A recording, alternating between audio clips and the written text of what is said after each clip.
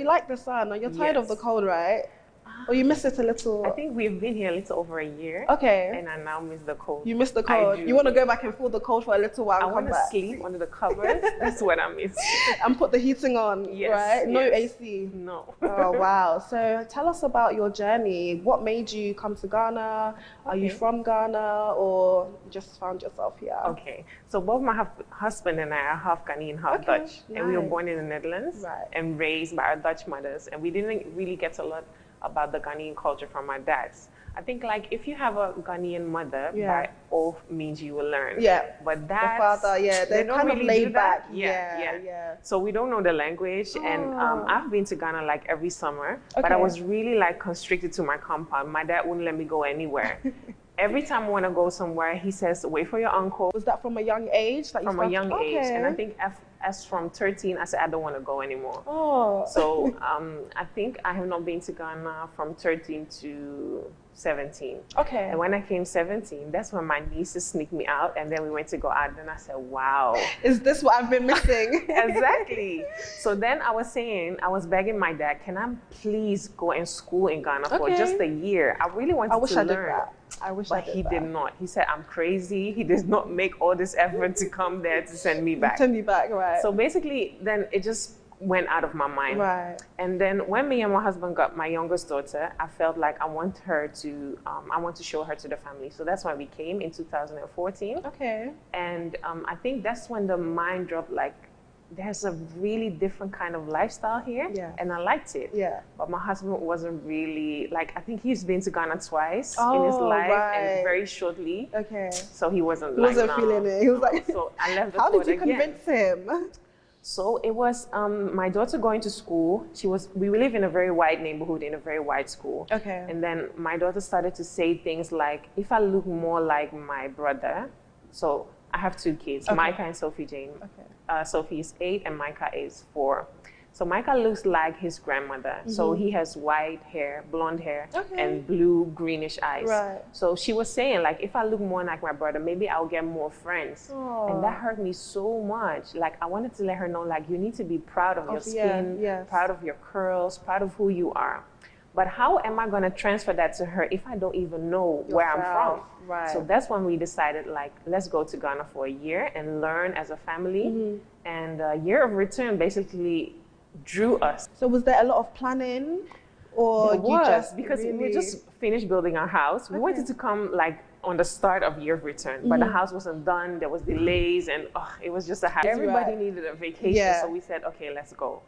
At first, we were thinking about we're just going to go for the year of return just for a couple of months. Okay. But then we said, no, let's just take a sabbatical. So my husband quit his job.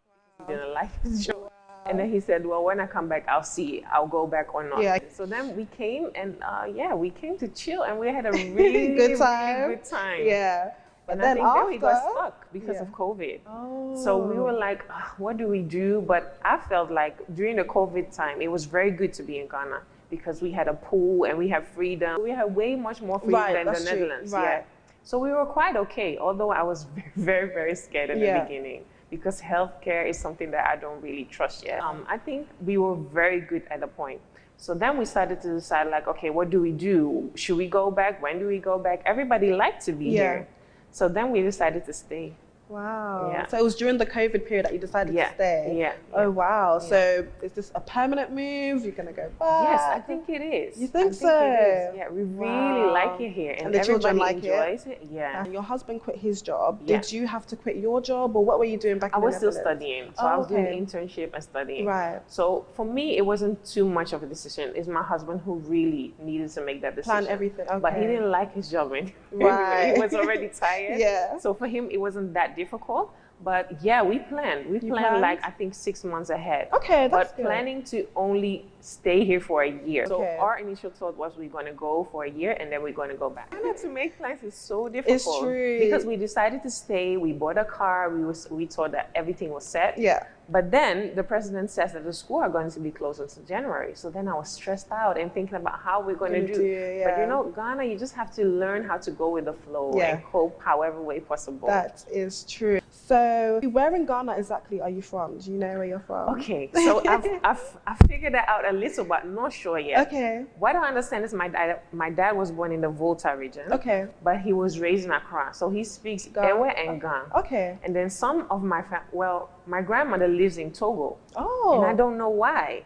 But the borders are closed, so I can't even... You can't even go there. But you know, Togo is so close to Ghana, so I'm sure she does have some connection. They're a little from that area. Oh, okay. Have you been there yet? No. You haven't? You haven't taken a road trip there? Well, we went there. I was going there with my mom during Christmas. Okay. We want to go and cross the border. Right. But then I think Christmas prices, they were just feeling like, listen, we're going to take some more money. Yeah, of course. So when they saw my mom, they were charging her, I think, like, $400 to go back and forth, and I was like, "What? Really? That's a whole ticket. We should have come here. That's we could have flown." I know that you guys are on YouTube as the Acheampong family. Yes.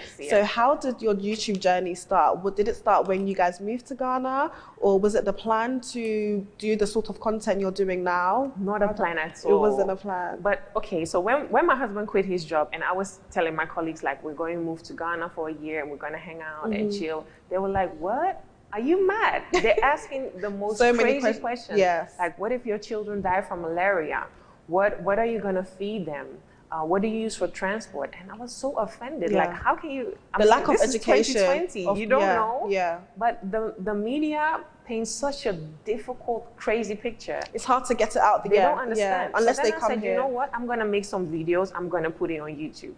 And then you just watch my videos. Right. So I was here saying, "Hi, Mom. Hi, colleagues. See, we have milk in the shopping center. We have deodorant. We have everything." That's how it started. Okay. And then people started telling me like, "Oh, I love your videos. Could you please show me this? I haven't been there for some time." And then we were going there. And for me, it was fine because we were like moving around, learning all stuff to other people.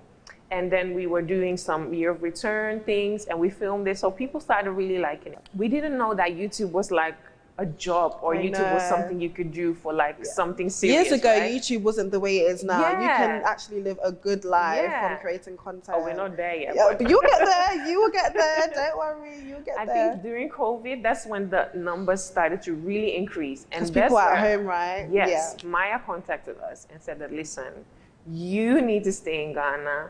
You need to work on videos. You need to create content back. So he's been like mentoring us and telling us how to move forward with this whole YouTube thing, because we're very new to it. You have no clue. Yeah. So is YouTube the only thing that you do, or no? We have other projects going on. Okay. But it's all like in the baby stages. Okay. Right. You need to do different things to keep yourself busy. People do a lot of different things here, which I don't. Personally, I can't do it because the YouTube and my other projects are taking so much of my mind. Like, I can't imagine doing more. Ghanaians are real hustlers. We are real hustlers. Yeah. How do you intend on making a change as you're here in Ghana? Like you mentioned, you want to educate the people back home who have no, they're not aware of how good it is to be here. I think we're already making a lot of changes. Through the YouTube, the kind of emails we get from people saying that because of our videos, their wife or their children now really want to come to Ghana while they first weren't able to do it or were scared. Some people telling us that because of us, they want to move. We are really impacting life that you'd have no idea, imagine possible. So that is also a real big motivation, because making videos back to back is a hard job. Yeah. But because people are so happy about it, that's why we also do it. That's good. So that's one part. But there's one thing that I feel like is really lacking in Ghana, and that is stuff to do for children. Like there's so little to do. Like my kids have been bored for this Legon Botanical Garden for weeks now, and asking about, can we go to a fancy fair? Is there some other things? But there's just not. So that is something that's where you guys come in. There's a lot of families that have moved back as well, and I'm sure they're facing the same type of issues, especially if they're working. Like, how do you keep the children entertained? It's difficult. Wow. So when you guys were moving, did you have someone in Ghana that you trusted, that you can go to for advice in terms of buying a house, your car, or was it just you and your husband? Right? I have a lot of people saying that they want to move to Ghana because of my videos, and then I ask them, like, do you know anybody in Ghana? Do you have family? what do you intend to do? Some people have never been to Ghana. Yeah, and they want to I move. think that is the worst thing you can do. Yeah. You need to come here and feel if this is a country you like. Of course. If this is something you can do, because there is so much corruption. Yep. It is crazy. The system, it doesn't work the way we're used to it. It's not the same. It's very hard to like differentiate between who is loyal with you and who is not. So that's a difficult thing here. Yeah. It's a challenge. But sometimes even your own family, you can't rely on them. That's the thing. So it's so difficult. It's difficult. It's you and your husband. Most people, it's just them moving by themselves. Yes. So they have to figure it out by themselves. He was my rock. I mean, we communicate. We talk about everything. And then we see, okay, who can best help us? Of course. And I'm a person, I'm very open and I'm very trusting in people. Yeah. But my husband is not at all. He doesn't trust anybody. At all. So that's, I think, a very good combination. Yeah, it's a good balance. It's a good balance. Yeah. That's good. So what are the 2 things you love about Ghana? About Ghana? Yeah. I love being here and being so free. Okay. Like in the Netherlands, I was typical house mom, and that was my job. That is what I do. Right. Like 24/7, I take care of the kids.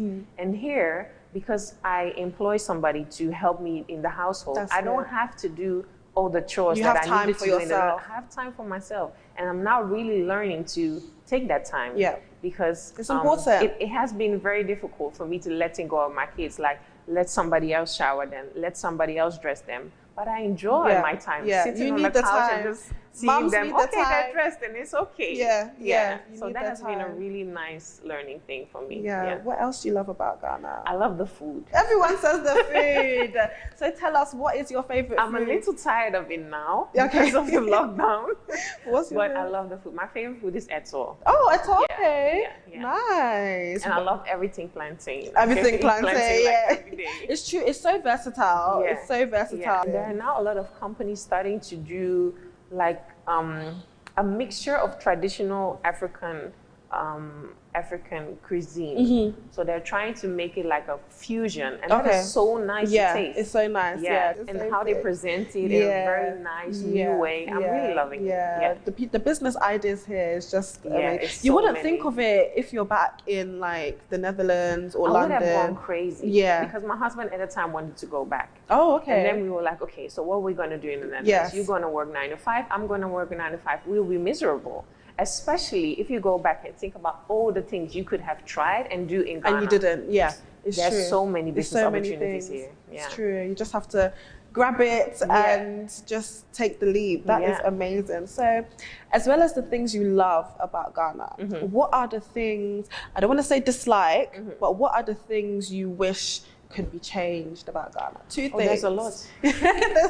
My main thing is corruption. Okay. I find it so difficult to deal with that corruption. You're not used to it, especially knowing that Africa is, in my eyes, the richest continent in the world. Yes. But it's always taken advantage of. And I feel like leaders need to stop that, right? Because how are we going to move forward if they're going to just give away everything for free? It's true. And they don't see the value. And basically, the people who live in Ghana do not see anything about what's happening. They don't see it. Yeah, and it's so, coming from the Netherlands where everything is so structured, and if you have a disability or if you're not able to work, you'll be taken care of. Yeah, you get help. Here, there's nothing. There's no system. Well, there's more money in Ghana than in the Netherlands. Of course. And I don't agree with that at all. So that's very difficult for me to see. Yeah. And I find it challenging as well to like, I'm not saying we have a lot of money, but we are okay. And then seeing people who struggle and not being able to help everybody. That's very difficult for me. I find that challenging. Like even driving here, then you see kids on the street begging.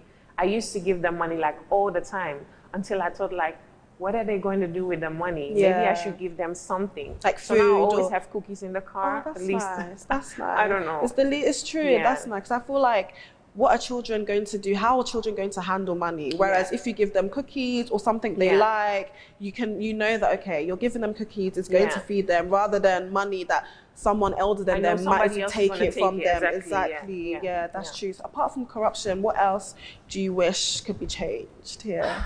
I miss structure. Yeah. I think if there's infrastructure here in Ghana, it could be so much better. It's going to take a long time. But that's why we need people like you that have moved back to start the step for us. So then many people, we can follow your steps. I hope so. That's amazing. So finally, what advice would you give to someone who wants to make the change but they're struggling? What would you say to them? It is not easy to come and settle in Ghana. It's very difficult. But I think if you're even 1% black in your skin color, you need to come to Africa at least once in your lifetime to just feel that. And if you're ready to come here and settle, by all means, just try. Yeah. Just try. I think the basics, what you need, if I could have redone it, I would have gotten a car right away. I rented a car because I was thinking I'm going to go home. What am I going to use the car for? Yeah. So I think you should come and buy a car here. It's not that expensive. I could have bought a car already. Okay. And try and get yourself a small house, even if it's just a 1 or 2 bedroom. Yeah.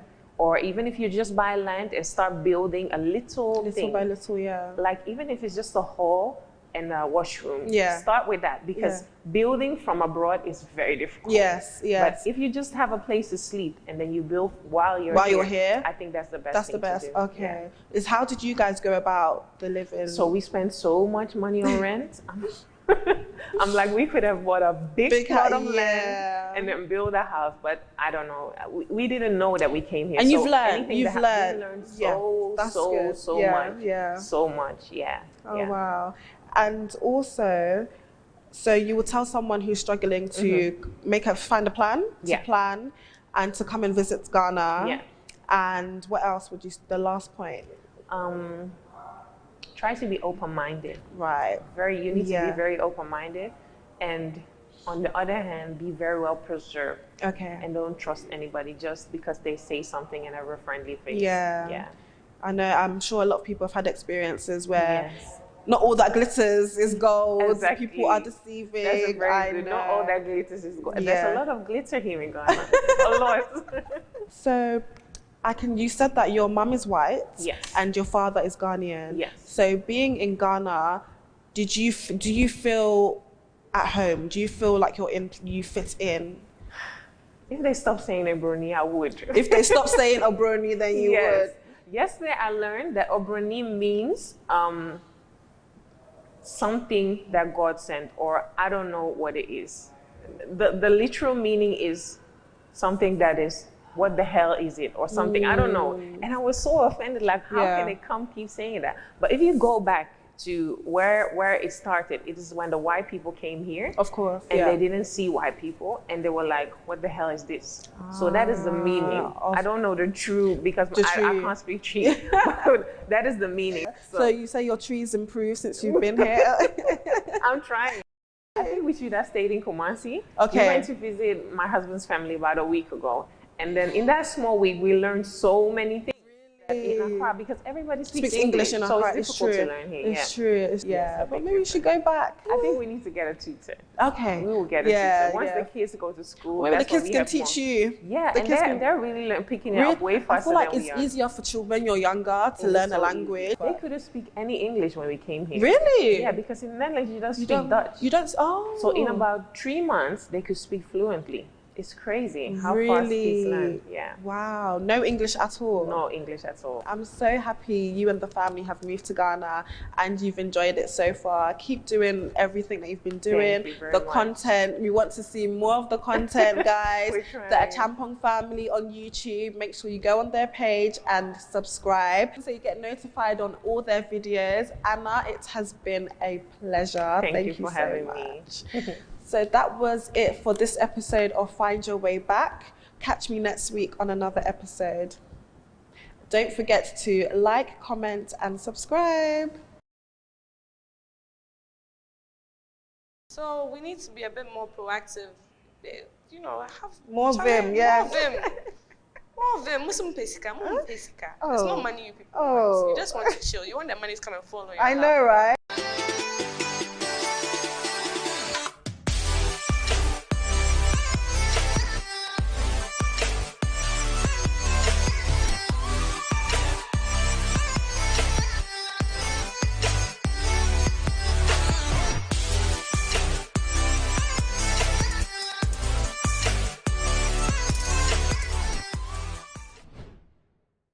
No topic is off limits.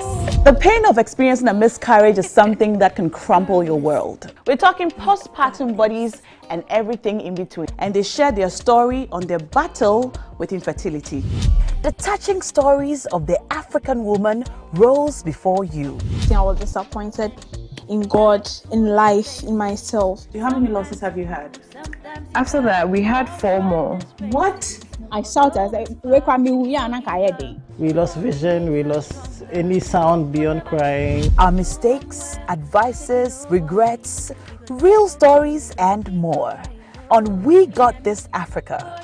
Anna Acheampong and her intriguing panel serve you real experiences of the African woman. We Got This Africa.